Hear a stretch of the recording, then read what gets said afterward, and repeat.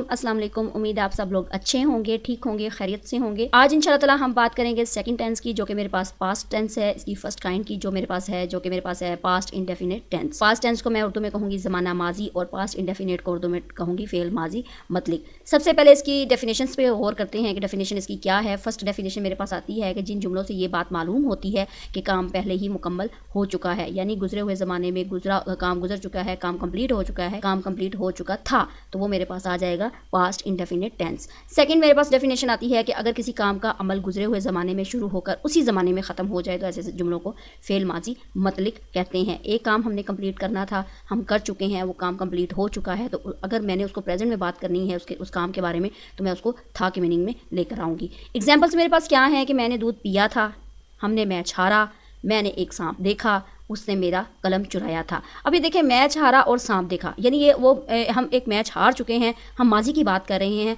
सांप देखा, मैंने सांप ऑलरेडी पहले देखा है, अब वो मैं नहीं देख पा रही, तो इसका मतलब है ये माजी की बात है। इसकी उर्दू में पहचान और इलामत क्या है कि उर्दू फिकरात के आखिर में अगर ये सारे वर्ड्स आएंगे तो आपको आसानी से समझ में आ जाएगी कि ये हमारे पास पास्ट इंडेफिनिट टेंस है।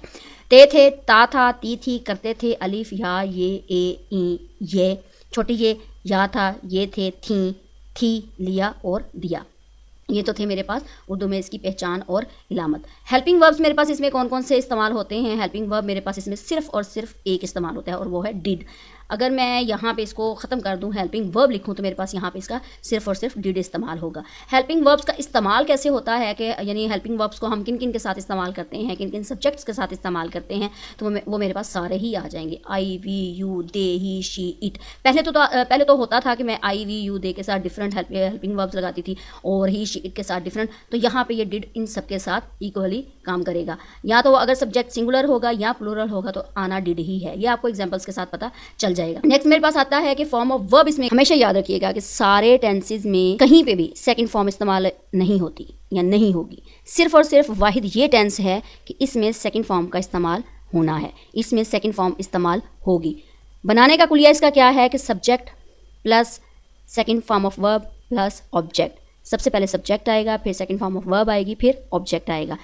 अब इसके पॉजिटिव सेंटेंसेस क्या हैं कि पॉजिटिव सेंटेंसेस मिस्बत जुमले हमारे पास आता है कि मैंने दूध पिया था।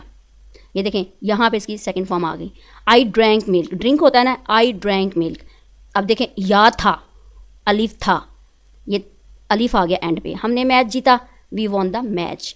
तुमने इनाम हासिल किया, यू गॉट द प्राइज़। ये सारी सेकंड फॉर्म्स इस्तेमाल हो रही हैं।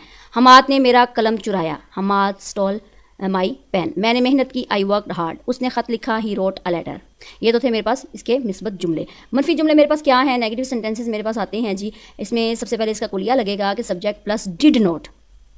पहले मेरे पास मिस्बत जुमलों में अगर मैं कुलिया इस्तेमाल यही करूँगी, लेकिन मनफी जुमलों में क्या होगा कि सब्जेक्ट प्लस हेल्पिंग वर्ब मेरे पास डिड है, डिड के साथ मैंने नोट लगा देना है, डिड नोट बन जाएगा, plus first form of verb. क्यों? क्योंकि जहाँ कहीं पे भी डिड का इस्तेमाल होगा वहाँ पे आपने हमेशा वर्ब की पहली फॉर्म इस्तेमाल करनी है। याद रखिएगा कि डिड आएगा फर्स्ट फॉर्म आएगी, डिड नहीं आएगा सेकंड फॉर्म इस टेंस में यूज़ होगी। ठीक है, जैसे ये था कि इसमें मैंने डिड का इस्तेमाल नहीं किया, तो यहाँ पे मैं सेकंड फॉर्म सारी जगह पे इस्तेमाल कर रही हूँ। यहाँ पे क्या है कि यहाँ पे डिड का इस्तेमाल हो रहा है, तो यहाँ पे फर्स्ट फॉर्म आ जाएगी।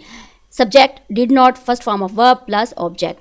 डिड के बाद हमेशा वर्ब की पहली फॉर्म इस्तेमाल की जाती है। वो नहीं आया, ही डिड नॉट कम। हारिस नहीं खेला, हारिस डिड नॉट प्ले। तुमने मुझे कलम नहीं दिया, you did not give me a pen. उसने मुझे कहानी नहीं सुनाई, he did not tell me a story. उसने मेरी बात नहीं सुनी, he did not listen my words. बात नहीं सुनने का मतलब है लिसन माई वर्ड्स। अच्छा जी, ये तो मेरे पास थे वनफी जुमले। सवालिया जुमले मेरे पास अगर आएंगे तो डिड को आपने, ये देखें यहाँ पे भी डिड आ गया, आपने फर्स्ट फॉर्म का इस्तेमाल करना है। डिड के बाद सब्जेक्ट, सब्जेक्ट के बाद first form of verb plus object plus question mark. Did के बाद यहाँ पे भी मैं एक मरतबा फिर आपको पॉइंट आउट कर रही हूँ कि यहाँ पे आपने डिड के बाद हमेशा वर्ब की पहली फॉर्म इस्तेमाल करनी है। क्या उज़मा ने खाना खाया या क्या उज़मा ने खाया, डिड उज़मा ईट। क्या फरहान ने लिखा, डिड फरहान राइट। अब राइट का क्या है? सेकंड बार रोट। ठीक है, और थर्ड रिटर्न। तो इसका मतलब है यहाँ पे आपने सेकंड फॉर्म का इस्तेमाल नहीं करना। क्यों नहीं करना? इसलिए कि यहाँ पीछे डिड का इस्तेमाल हो रहा है। क्या जिब्रान ने पिया, डिड जिब्रान ड्रिंक। अब देखिए यहाँ पे ड्रिंक आ गया, क्यों ड्रिंक आया? कि पीछे डिड का इस्तेमाल हो रहा है। क्या जफ़र ने मुर्गा खाया, did Zafar eat the chicken. क्या तुमने सबक पढ़ा, did you read the lesson. ये तो थे मेरे पास इंटरोगेटिव सेंटेंसेस। अगर हम गर्दान पे गौर करें, मसलन गर्दान क्या है कि अगर मैं सारे सब्जेक्ट्स को बीच में ले आऊँ, आई, वी, यू, दे, इनमें से सिर्फ चंद एक को मैंने अभी लिया है, अगर मैं इनको लूँ तो कैसे लिखूँगी? आई को पहले लेते हैं, मैं घर गया, आई वेंट होम। अब जो सेकंड फॉर्म है गो की वो वेंट होता है। मैं घर नहीं गया, अब यहाँ पे देखें ये डिड आ गया, वेंट की फर्स्ट फॉर्म आ गई go. I did not go home, क्या मैं घर गया, डिड आई गो होम। क्या मैं घर नहीं गया, did I not go home. मैंने खत लिखा, आई रोट ए लेटर। अब यहाँ पे देखें डिड का इस्तेमाल नहीं हो रहा, लिखा, मैंने खत लिखा, सेकंड फॉर्म आ गई, आई रोट ए लेटर। मैंने खत नहीं लिखा, I did not wrote a letter. क्या मैंने खत लिखा, did I write a letter. अब देखें क्या मैंने खत लिखा, डिड आ गया, did I write a letter. क्या मैंने यहाँ पे आना था खत, क्या मैंने खत नहीं लिखा, did I not write a letter. अब डिड पीछे आ रहा है, इसका मतलब है यहाँ पे आपने फर्स्ट फॉर्म का इस्तेमाल करना है। अब लेते हैं यू का इस्तेमाल। यू मेरे पास आता है कि तुमने चाय पी, यू टुक टी। ठीक है, तुमने चाय नहीं पी, you did not take tea. क्या तुमने चाय पी, डिड यू टेक टी। क्या तुमने चाय नहीं पी, did you not take tea. Did जहाँ पे भी इस्तेमाल होगा वहाँ पे फर्स्ट फॉर्म का इस्तेमाल होगा। अब यू को हम तुम के लिए भी इस्तेमाल करते हैं, यू को हम आपके लिए भी इस्तेमाल करते हैं। अब आपके लिए मैं कैसे करती हूँ, आपने खाना खा लिया, यू एट मील। आपने खाना नहीं खाया, यू डिड नॉट ईट मील। क्या आपने खाना खाया, डिड यू ईट मील। क्या आपने खाना नहीं खाया, डिड यू नॉट ईट मील। ठीक है, ये तो थे मेरे पास यू के हवाले से। आगे है मेरे पास ही के हवाले से कि ही जो कि मुज़क्कर है, जो कि लड़के के लिए इस्तेमाल किया जाता है, तो उसके लिए क्या है, वो आया, ही केम, वो नहीं आया। ही डिड नॉट कम, कम की सेकंड फॉर्म केम होती है। ही डिड नॉट कम, क्या वो आया, डिड ही कम। क्या वो नहीं आया, डिड ही नॉट कम। ये तो था ही। और अब आते हैं जी दे के बारे में बात करते हैं। वो चिड़ियाघर गए, जमा है they went to the zoo. अब यहाँ पे देखें सेकंड फॉर्म इसकी आती है वेंट, वेंट की फर्स्ट फॉर्म गो। वो चिड़ियाघर नहीं गए, they did not go to the zoo. अब यहाँ पे डिड आया है, गो।